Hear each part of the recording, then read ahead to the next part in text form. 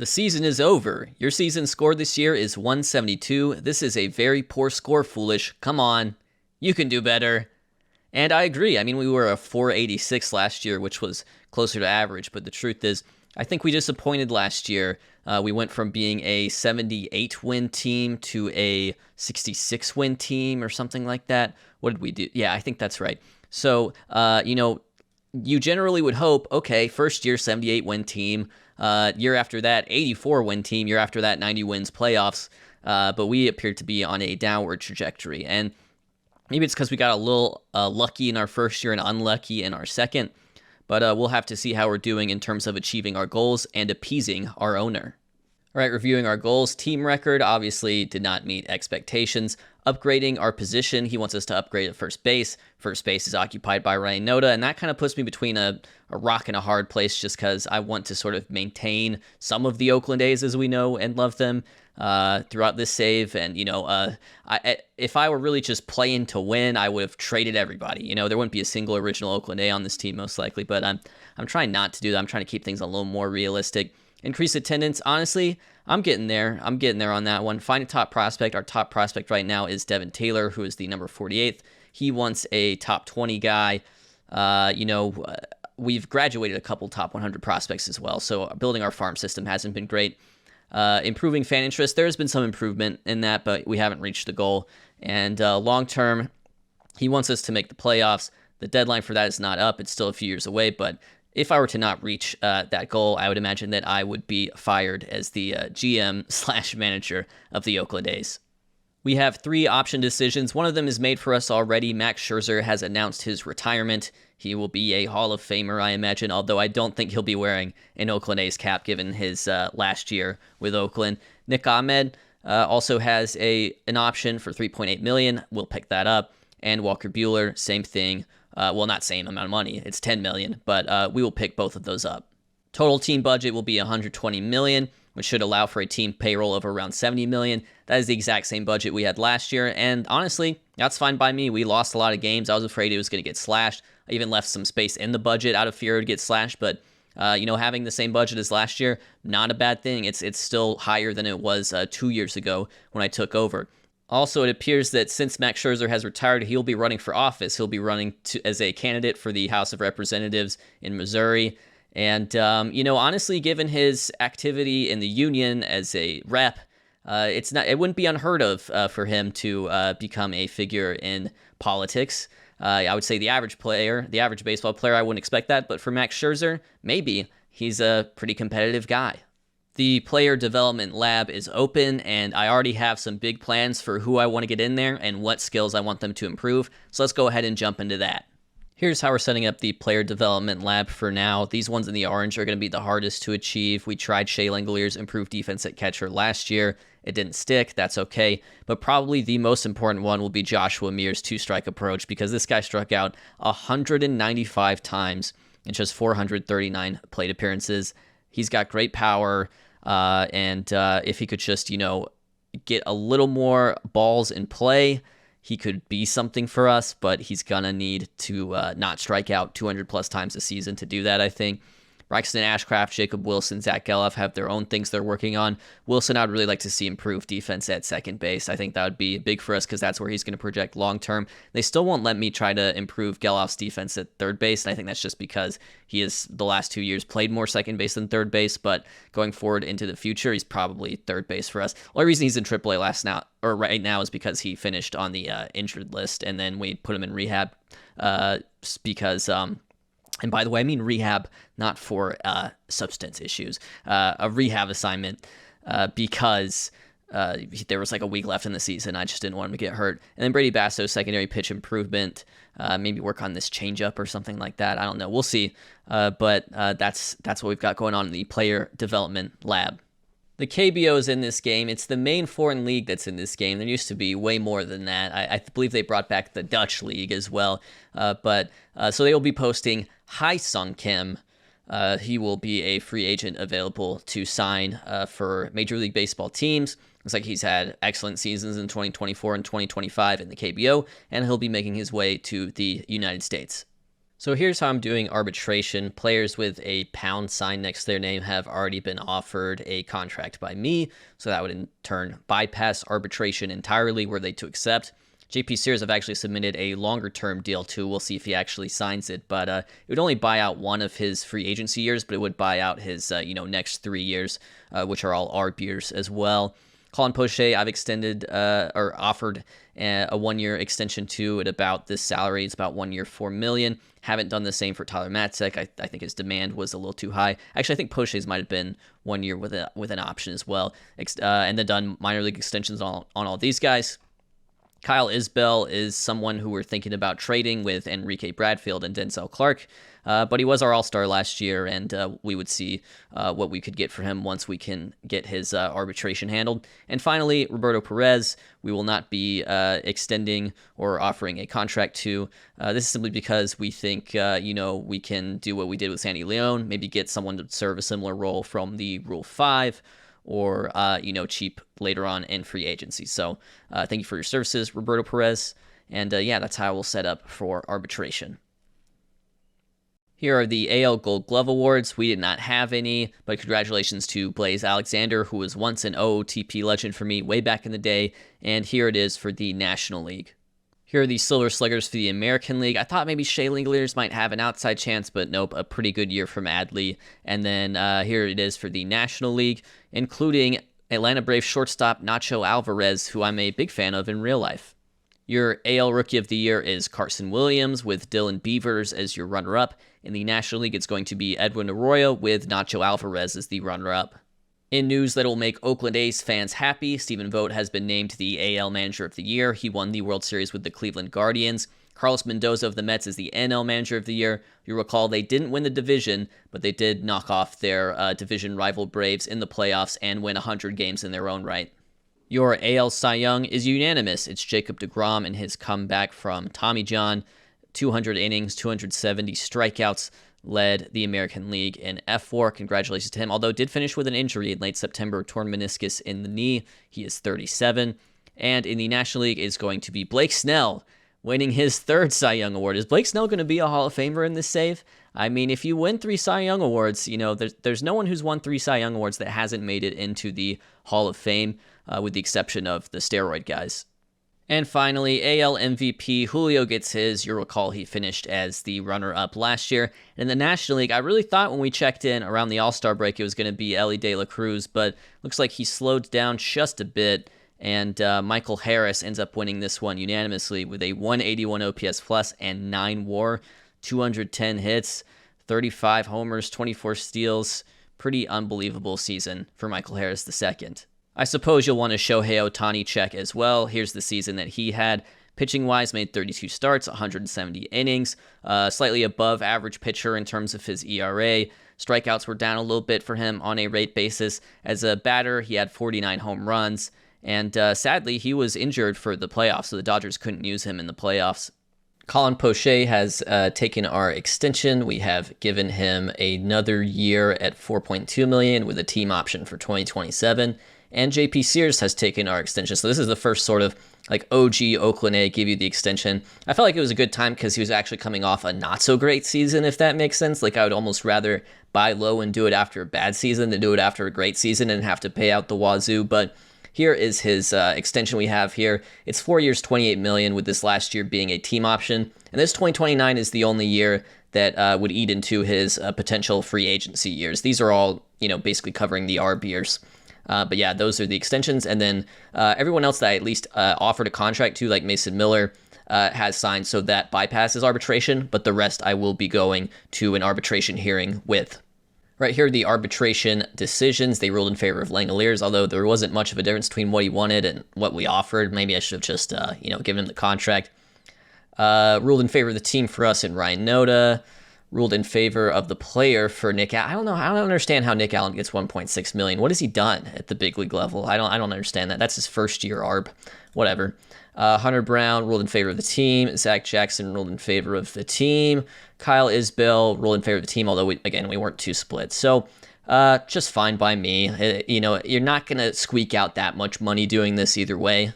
Here are the international free agents entering the market. I will point out there's no, for example, NPB in this game, so these players are fictional.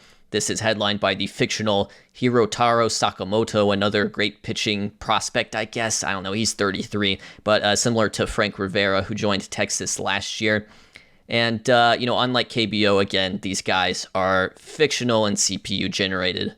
Here are your top free agents. A lot of starting pitchers to start this, which I think is good. I'm kind of coveting Zach Eflin. I mean, this demand is far too much for Oakland, but I tried to trade for him last year when he was on the trade block. Couldn't make it happen. Kind of a similar story with Bo Bichette, although I would say less likely to sign him with the emergence of Jacob Wilson, but even like a Brandon Woodruff would be interesting. Cody Bellinger is a free agent. Edwin Diaz is a free agent. So, we won't exactly be competing at the top end of this market, but I would like to see us get more into the middle ground, because last year I tried to sign Pete Alonso and it didn't quite happen, and I think we would have been a lot better with them.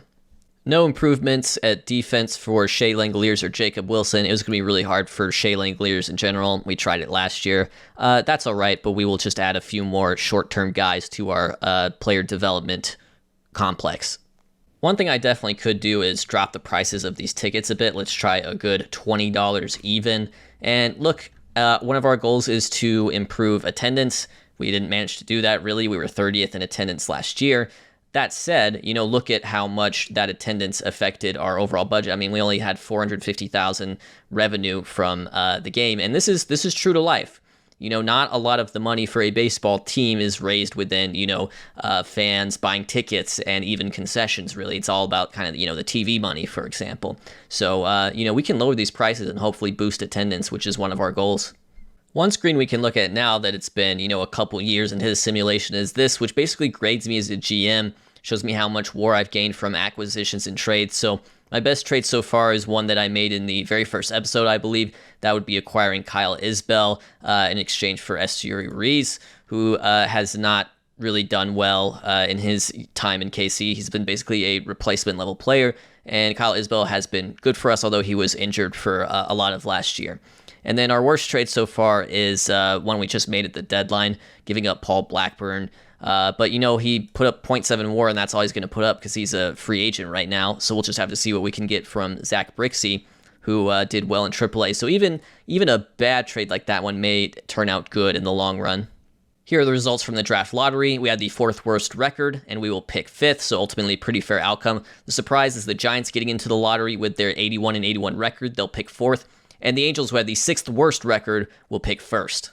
My Hall of Fame ballot looks like this. I will submit my ballot.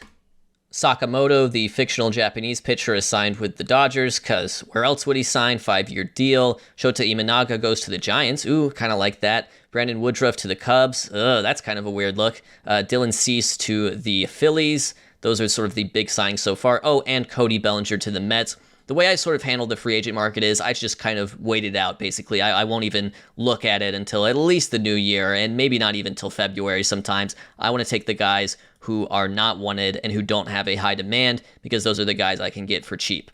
What we can do is orchestrate a trade, and I found one between us and the Dodgers. It's sadly going to involve us sending away Kyle Isbell, our all-star from last year, someone who's arguably been our most valuable player throughout this series. He's put up 5 WAR, but you'll recall last year he had the ankle ligament injury that ended his season very prematurely. We've had Denzel Clark come along and really show off what he can do in center. And as far as Isbell, his outfield range has gone down a bit. I think maybe even some of the hitting ratings have gone down a little bit, most likely because of that injury.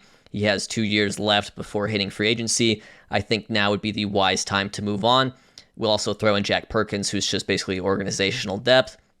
In return, we'll get Ronan Kopp, which I'm excited about that. This is a young, cost-controlled reliever with options who's a lefty. This is exactly kind of what we've been after. I really need to sort of redo this bullpen and invest more in it, because I did not invest in it really at all last season. And it's going to start by acquiring Ronan Kopp. Got another trade worked out here. It's going to involve prospects for the most part. Luis Morales has been a starting pitching prospect first for a while, and the sky reports on him, ratings-wise, they look all right. They look, like he could be good-ish, and he's been on our radar for a while. What's been more impressive is probably his performance overall. Look at his performance in A-ball last year. He's 23. He's Cuban. He's been on our prospect radar for a while. These two, Haven't really been on our prospect radar. This is a recent scouting discovery. This is organizational depth. I don't mind getting rid of them. In return, we'll get Sawyer Gipson-Long, who I think has a real chance to stick in a rotation for us. I like that he's a ground ball pitcher, even if he struggles with the home run sometimes. I think, with Tyler Wells, we kind of went wrong acquiring like an extreme fly ball pitcher. I'm not really sure if that fits what we're trying to do. I like that his, changeup and curveball are really good. So we're going to get Sawyer Gipson-Long. And then Theo Gillen is a prospect who was from the 2024 draft class. He was Detroit's second-round pick. And I definitely coveted him because of his infield range and arm. I thought he could actually play shortstop and stick at shortstop. So we're going to acquire him as well. We're going to make this trade now. You'll recall me speaking about missing out on Pete Alonso. Well, guess what? He is on the trading block for San Francisco after what has been ultimately back-to-back disappointing years for him in 2024 and 2025. I may just have to work out something here for Pete Alonso. It's a question of how much of this contract San Francisco is willing to eat on our behalf. All right, I've put together a Pete Alonso trade for us. It didn't come that easy. Like I thought maybe I would get him easier than this.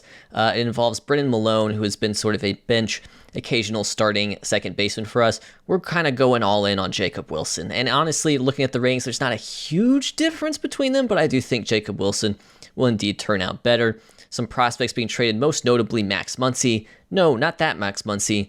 The other Max Muncy. The other Max Muncy was a first-rounder in 2021 for Oakland. Again, previous regime. But I just look at him and I think, he doesn't really have the defensive chops to be a shortstop. He doesn't have the arm to be a third baseman, so that would leave him at second base. And second base, once again, is occupied by Jacob Wilson. That's who we're investing in at that position in the long term. And so, with that in mind, we will trade him as well as a couple of other smaller prospects, Marcos Diaz and Carlos Pacheco, for Pete Alonso. With this is very important. San Francisco covering half of his contract. He's locally very popular, so hopefully it should drum up fan interest. And although he's disappointed the last 2 seasons, hopefully he can hit more than 26 home runs for us. Fan interest increases noticeably. Rule 5 draft, and for the first time, I think we're in sort of a 40-man roster crunch situation. I've got at least 4 guys I'd like to add, at least 3 guys I'd really like to add to our 40-man, but we already have 38 players on the 40-man roster, so I'm going to have to look for someone to get rid of. Yeah, I'm going to have to DFA a couple of these guys. I'm going to go with Royber Salinas, who I believe was actually part of the Sean Murphy trade, also the William Contreras trade, it's the same trade, and then Daz Cameron, who actually played with us in the majors some last year. Got about 100 plate appearances. They weren't very good plate appearances, and we're going to be adding some outfielders here that I think will help us in the long run. So we're going to waive and DFA these players, which brings our total on the 40-man to 36. Zach Brixey definitely needs to be on our 40-man. We'll start with him, place on 40-man. Brock Jones definitely needs to be on our 40-man, place on 40-man. Henry Bolt, despite his respectable 2.5-star potential, is someone I'm comfortable leaving off the 40-man for now. Though I'm partial to Silas Ardoin, so I will be adding him to our 40-man. That'll bring us to 39, so we can still draft someone if there's someone interesting available. First 2 players off the board were relievers, Connor Thomas and Ian Jabot, so we'll have to see if there's an interesting reliever or backup catcher we can find here. I'll go for Joey Bart. I will take that backup catcher with the captain personality trait, just as we've always done, and it's kind of an OOTP staple. Someone with this captain personality trait will help keep the peace in the locker room, and that in itself has value. And that's it for the Rule 5 draft. Nobody plundered from Oakland, and Joey Bart will be our pick. It's a new year, 2026. One player I'm going to be bidding on in free agency that's still left is Mr. Devin Williams, the airbender himself. His demand seems to be not so high because he finished the year on a really cold streak. He was traded to Baltimore at the trade deadline, and he did not pitch well for them. So I'm going to offer him this 2-year deal.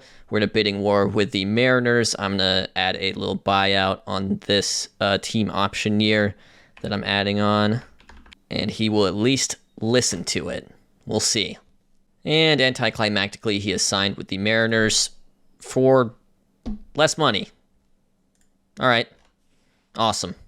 I may seek out the trade market as an alternative. That's what we do. We don't actually sign players. We trade for players who have already been signed and ask for the team to cover half of their bad contract.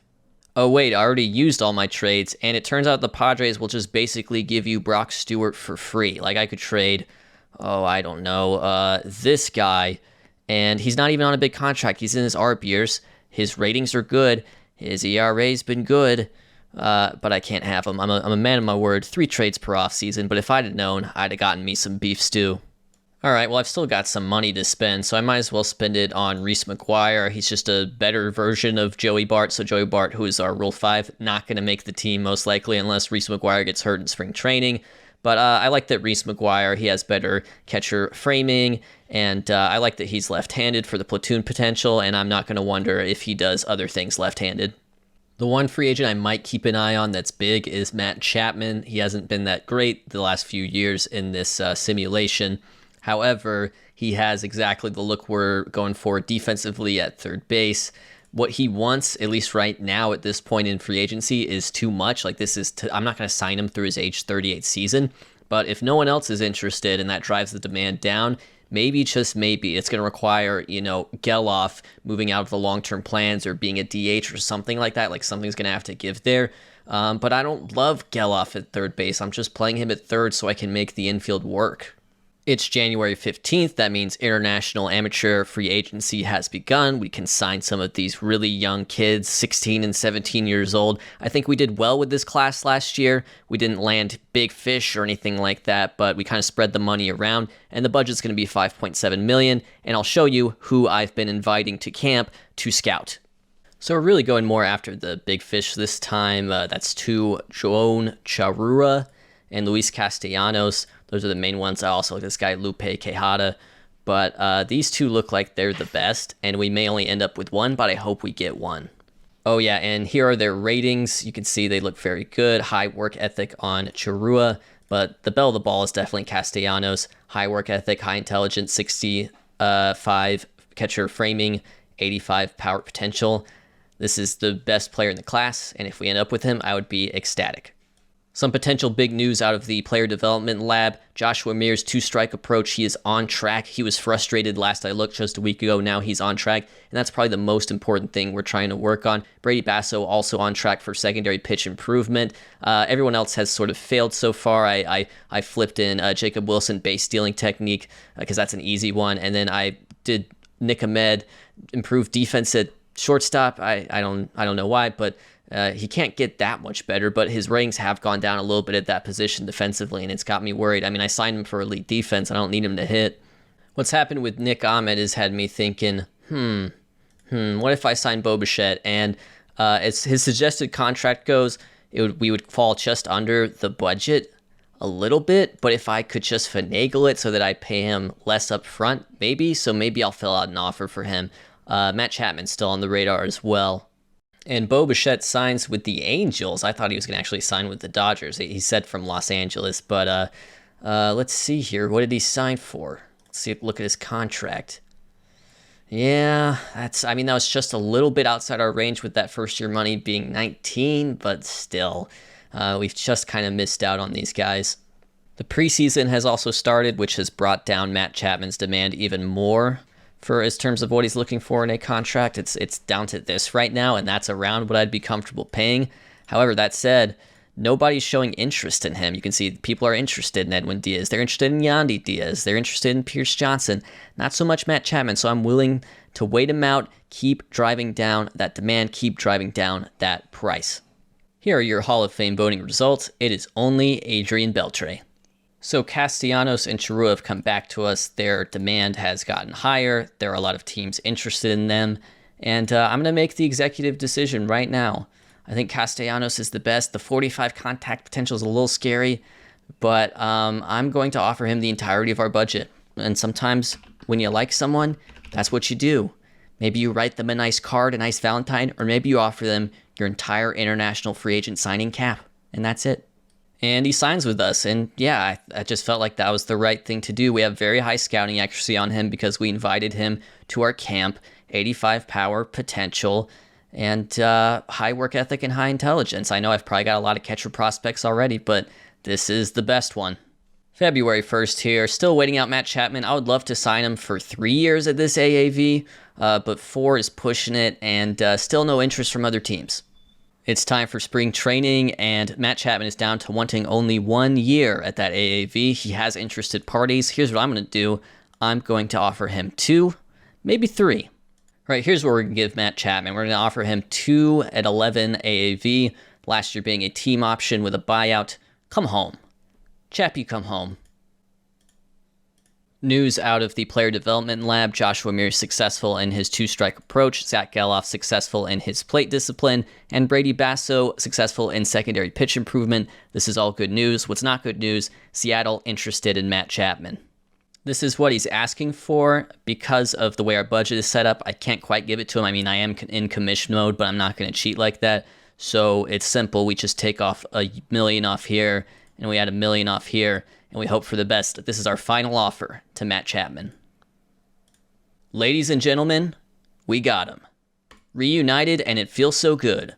We'll have to think about what this means for the likes of Geloff and Noda, but Matt Chapman is back in an Oakland A's uniform. Some news out of spring training: Ryan Noda diagnosed with a hamstring strain. He'll be out 4 to 5 weeks. That means he will miss the first couple weeks of the season. Honestly, not a terrible thing. We were trying to figure out where he fits in long-term anyways. This means that Alonso can play first base, and that DH could be played, for example, by Zach Geloff. And in brutal news, on the last day of spring training, literally the last game, Tyler Wells, torn rotator cuff, 14 months. We're going to pay this guy $3.6 million to rehab that. He may have very well pitched his last inning in an Oakland A uniform that day. Very sad to see. He was not projected to be in the rotation for us, but he was going to be a long relief emergency starter, 6th starter option, and we don't have that now. That was our security blanket, and sorry, Tyler Wells. But in other news, spring training is over. We went 15-9 with 4 ties, and now it's time to sort through the players' ratings, the players' spring training performance, their options, to try to determine who will be the final 26 for 2026. Opening days upon us. Here's how we will line up. We will start with our lineup. I will keep in mind that Ryan Noda will miss the first 2 weeks of the season, which has made things somewhat easier in a way. Like when he comes back, things get more complicated. And the problem is a lot of left-handed hitters in the mix. So the highlight here, Lawrence Butler is going to start in right field for us versus right-handed pitching. He's been in this spot before. He's not done well for us throughout the save, despite the fact he is getting some hype in real life. I know he's kind of turned into a nice StatCast baseball savant, red circle guy. If that means anything, we'll have to see. But he's going to start in right field for us. He beat out Joey Loperfido, who will start in AAA. Anthony Santander, who I haven't said a word about this offseason, was so disappointing in 2025 for us. And his ratings have come down quite a bit. But we still will be calling on him to DH versus right-handed pitching. Matt Chapman joins the lineup in the 6 hole. Pete Alonso in the 3 hole. And Joshua Mears, the cleanup right there. I know I'm not going in order, but Jacob Wilson and Denzel Clark 1-2. We saw that last year. And Shea Langoliers, who was one of our best players, will hit 5th. And I think we need some of these young guys to take a step forward, particularly Mears and Jacob Wilson, if we want this lineup to not be the worst in the league, as we've been sort of generally the past couple years. Versus lefties, it's a slightly different look. Santander moves to the outfield. That is because no Lawrence Butler in the outfield versus left-handed pitching. And then Geloff comes into DH. Now, Geloff, this made me feel a lot better about Geloff, despite the fact that his personality class is selfish and he has all these bad personality traits. His expectation for this year is bench player. I think that's wonderful. That is what I would like him to be. We can platoon him, we can DH him, but he doesn't have major playing time expectations, because I do want to keep him around. Like, he is, one of the more exciting Oakland A's in real life, right? So I want to keep him around in terms of this save for as long as I can, within reason.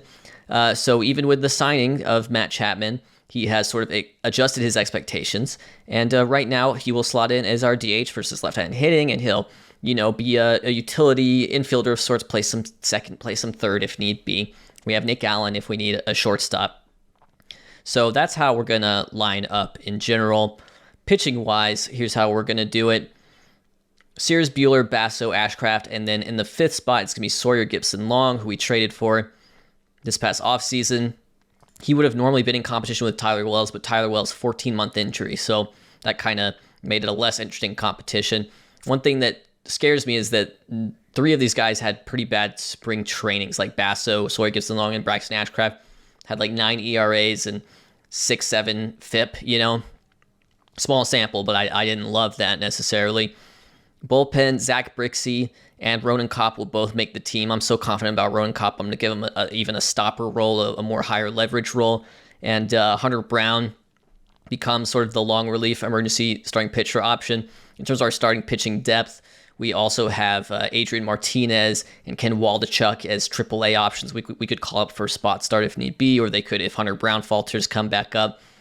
But yeah, Mason Miller and Joe Boyle we've seen in the higher leverage spots already. Zach Jackson is back, Scott Efros is here, and Colin Poche, who we brought back, is going to be our lefty specialist. And so that's how the team is going to look like on opening day. I'm sure it'll change as the season progresses. But thank you for tuning in. Thank you for enjoying this offseason with me. Let's do better in 2026.